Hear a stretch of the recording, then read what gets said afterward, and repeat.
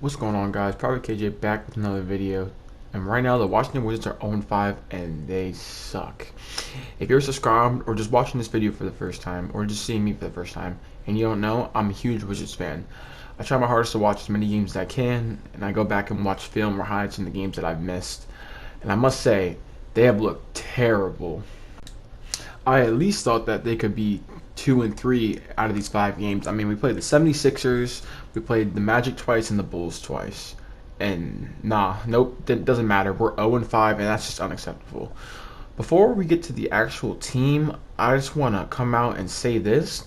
Can every Wizards fan that ends up watching this videos, can we come together as fans to create a petition to fire Scott Brooks? I have no idea why this man is still our coach. I mean, for the past few years now, we've been running the same shit on offense over and over again, and it just blows my mind how he's still been able to keep his job. And I think his contract ends this year. Thankfully, I'm praying they aren't dumb enough to re-sign him. I mean, we've been awful on offense, and we've been awful on defense here. We're 23rd in offensive rating and 21st in defensive rating. And I think everyone and their mothers knew that we were probably going to be terrible on defense. I mean, we don't really have anyone that's really good on defense regardless, so I'm not going to say that we're good on defense. But I at least thought that we were going to be solid on offense and good enough to where it wouldn't matter, to the point where we would still be a playoff team. I mean, when you're losing to the Chicago Bulls, let alone twice in a row, that's a pause for concern. But back to Scott Brooks. There's basically no offense. It's a very basic offense with no creativity. Basic pick and rolls. There's no action before the pick and rolls even happen.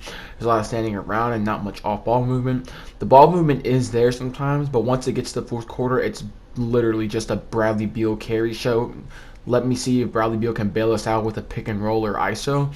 And it gets pretty old, which is probably why we're terrible in the fourth quarter, why we've blown so many leads already. Now, the Westbrook haters will always say that he's been the problem. That's why we're 0-5. But if you truly watch the games, he hasn't been the big problem. He has been a part of the problem, but he hasn't been anywhere close to the main problem. I mean, when we traded for him, were we surprised at what we were going to get? We knew what he was coming when we traded for him, okay?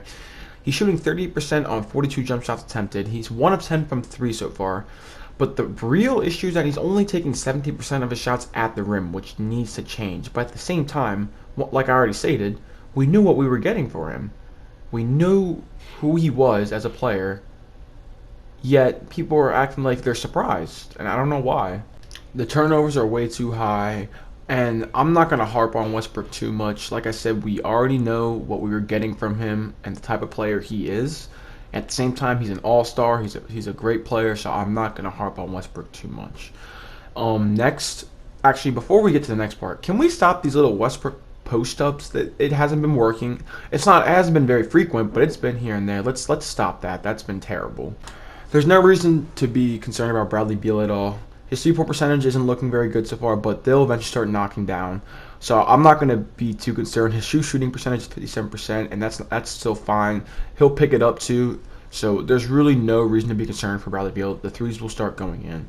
Our bench unit is not good, though. We have Torrey Brown, Rolando, Ish Smith coming off the bench, players like that no one truly respects. Davis Bertans is only shooting like 35% from the field, and that's obviously going to go up. But the problem is that he's not getting enough shots off the bench. I mean, with Westbrook and Beal on the floor, then that makes sense. But there should be no reason why Davis Bertans isn't getting up the most shots off the bench consistently, because we signed him for a $100 million contract. My bad. And there's a reason why we give him all that money, because he's a shooter. You overpay in this league for shooting. There should be no reason why he is not getting up enough shots. And I'm not saying because of that shooting percentage, 35%, but what I am saying is that the lack of creativity on offense because of Scott Brooks is hurting Davis Bertans. What infuriates me the most is how good Denny's been playing. And I'm not saying because Denny's been playing good, that's good. Let me explain. Denny is shooting about 50% from the three this year. But the problem is that he's basically just a spot-up shooter from the hash or from the corner. His best skill set when he was drafted was playmaking. So I'm so confused on why, even though I understand that Beal and Westbrook are there, why he's just a spot-up shooter. And it's because of the lack of creativity in the offense by Scott Brooks. There should be no reason why he can't get more sets ran through him, because he is a good enough player and has shown that he's a mature enough player, and his IQ has been very good this year, that he deserves more touches in the offense. Like, Ish Smith has more time of possession with the ball in his hands so far than Denny. That's just not acceptable. I mean, Robin Lopez, as much as I want to meme on Lopez, he actually hasn't even been that awful. I mean, there's better backup big men, but at least he hasn't been like the worst backup big man in the league. And what I typically like to say is, at least we didn't give him the Yamahimi contract. Like, thank God we didn't do that. The schedule coming up is pretty hard. We got the Timberwolves, the Nets, 76ers, my bad, Celtics, Heat, Suns, and Jazz.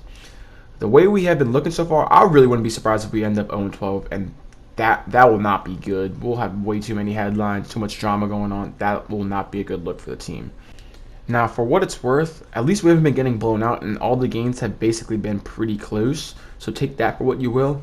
But I truly just hope that Bradley Beal stays happy, and we don't have another year of Bradley Beal trade rumors or him wanting out. But basically, just to sum this all up, the Wizards suck, and I'm gonna need some prayers tonight. Yeah, I'll see y'all later.